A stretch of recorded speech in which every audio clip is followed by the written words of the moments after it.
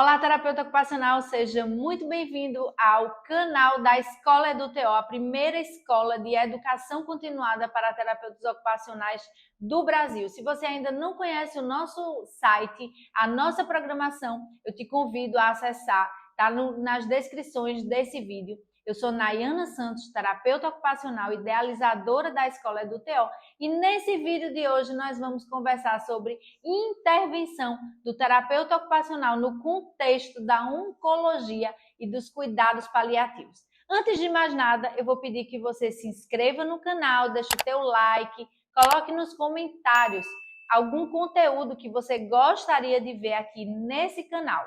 Vamos embora conversar sobre cuidados paliativos e oncologia?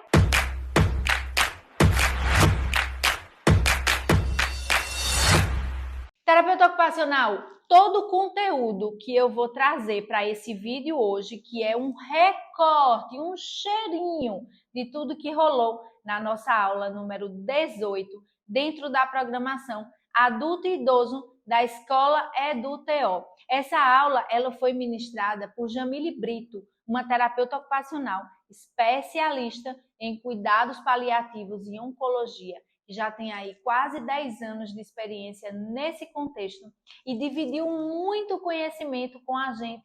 Essa aula está lá gravada dentro da nossa plataforma da Escola EduTO, não só ela, como outros conteúdos também de cuidados paliativos. E se você for dessa área, ou se você se interessar por essa área, com certeza vai te ajudar. Esse vídeo ele é bem direto para a gente poder pensar sobre algumas ações, sobre alguns questionamentos que nós, terapeutas ocupacionais, precisamos ter dentro desse contexto de cuidado.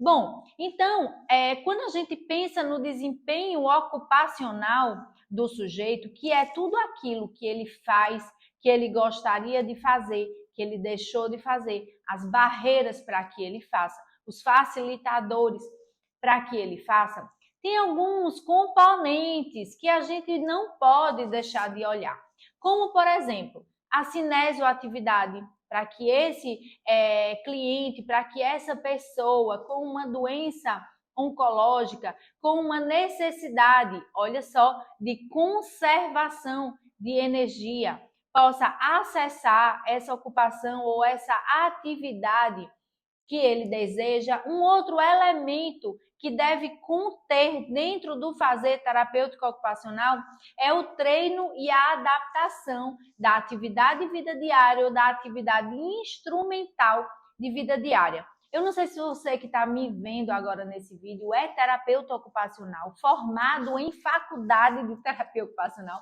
Eu nunca posso deixar de dizer isso, porque terapia ocupacional não é uma pós-graduação. Tá certo? Terapia ocupacional é um curso superior e para você ser terapeuta ocupacional, você não só precisa ter o diploma de formação de terapia ocupacional, como também você ter um registro ativo no Conselho de Fisioterapia e Terapia Ocupacional, que é o CREFITO, certo? Então, se você é esse profissional, estou falando com você e você precisa fazer o treino e a adaptação da atividade instrumental de vida diária e da atividade de vida diária, treino de AVD, só com terapeuta ocupacional, tá certo? Uma outra questão importante que você precisa colocar dentro da sua avaliação no contexto de oncologia e cuidados paliativos são as habilidades psicomotoras desse sujeito. E um outro elemento também que não deixa escapar, que é a tecnologia assistiva.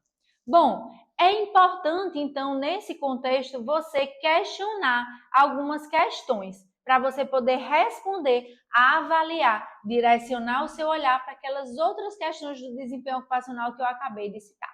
Então, quais são as habilidades pregressas e remanescentes desse sujeito? Quando a gente olha um sujeito grave, como é um sujeito, por exemplo, na perspectiva do cuidado paliativo, muitas vezes se ele está em processo ativo de morte, é mais fácil a gente olhar as barreiras desse desempenho, o que ele não consegue fazer. Mas, e o desafio de olhar para aquelas habilidades que são pregressas e estão remanescentes nesse momento? Isso é um exercício, né? Uma outra pergunta que você precisa fazer é: como se dão os valores, os interesses e as interações desse indivíduo nesse contexto. Esse indivíduo está num contexto hospitalar, esse indivíduo está em casa, esse indivíduo está num contexto de abrigamento, como ILPI, por exemplo, se essa for a sua realidade, como é que funciona? E como funciona a rede de apoio desse indivíduo? Com quem ele pode contar? É com o vizinho? É com o filho? É com o marido? É com o irmão, que também é idoso, se ele for idoso? Então, como é que é esse contexto, principalmente familiar? E quais são as fragilidades desse indivíduo? Ao mesmo tempo que a gente questiona as habilidades pregressas e remanescentes, a gente também questiona, observa, avalia, analisa e descreve as fragilidades que esse indivíduo tem. E a gente vai conseguir superar essas fragilidades através de uma tecnologia assistiva, através de uma adaptação de baixo custo, através da prescrição de uma órtese. Faz sentido no momento do tratamento dele? Isso é outra pergunta que a gente não pode deixar de passar para que as nossas condutas não sejam, olha só o termo, iatrogênicas, tá certo?